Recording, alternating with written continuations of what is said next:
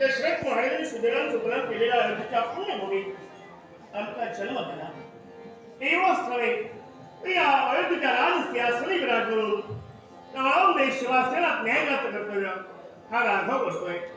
आठवतो प्रसंग क्षणाक्षणाच्या प्रसंगाची आठवण झाली पण पाण्यापुरीला ढेकळापुरं मन वेगळं असतंय. याला कारण अयोध्येच्या राजदासाने चारी बाजूला डोळे तोडव भरली गेली. अत्राचे सडे मोदकाच्या रांगोळी बसवल्या गेल्या. वेदोक्त्या ब्राह्मणाचं आगमन झालं.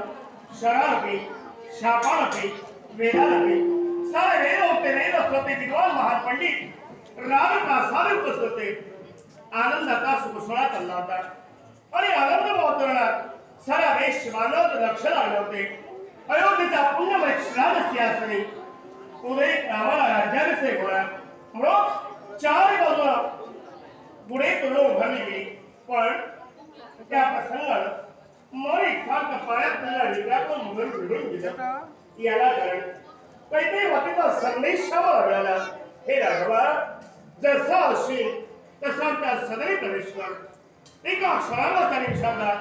मागचा पुढचा विचार न करता कैकेयीच्या सदरी आधी प्रवेश केला आणि त्या सदरी पाहता क्षणी अयोध्येची न्याय देवता जनन्यायाचा न्यायदंड आपल्या हाती घेतला आणि तमाम देशबांधवांना न्याय देणारे राजराजेश्वराच्या दशरथ धरणी माथ्यावर कोसळले होते. प्रेम भावने आम्ही जवळ गेलो. ते वात्सल्य प्रेमाला आम्हाला मिठी मारली. पण विचार करतो न्यायाची न्याय देवता धरणी माथ्यावर का कोसळली. स्वार्थ मुखाने प्रश्नांची बाहेर पडली. सांगा बाबा आता मी अपमान केले का. मान खेळला तेजभंग अयोध्यावासियांना केले का. हे राघवा तुझ्या प्रश्नाचं उत्तर देण्यासाठी आता शब्दकोशातील शब्द किंवा शब्द तुझ्या प्रश्नाचं उत्तर हवं असेल तर जा त्या कैकेयी माऊलीला तुझ्या प्रश्नाचं उत्तर विचार. आम्ही सहज मातेकडे वळलो आणि माऊलीला 6 प्रश्न केल्या. सौभाग्याचे अलंकार ज्याच्या नावानं कुंकुमाचा तिलक मस्तकी हळ केलाय ती तुझी सौभाग्य देवता आज धरणी मात्र का कोसळले. ते शब्द ऐकला क्षणी मला सारखं विचाराच्या विचार चक्रांत गुंतून गेला. आईच्या मुखाने शब्द ऐकले. याला कारण असेल तर ही तुझी माऊली हो. दिलेले वचन पूर्ण करण्यासाठी म्हणून उदय होणारा रामाला राज्याभिषेक न होता माझा लाडका बाळ भरतेला राज्याभिषेक व्हावा. शब्द ऐकले आमच्याही मनाला आनंद झाला. अयोध्येच्या राजसिंहासनी राम बसला का आणि माझा लाडका भरत बसला का आम्हाला काही फरक पडत नव्हता. पण त्याच वेळी मातेच्या मुखाने शब्द हृदयाच्या गाभाने एक सारखा लोळ निर्माण झाला.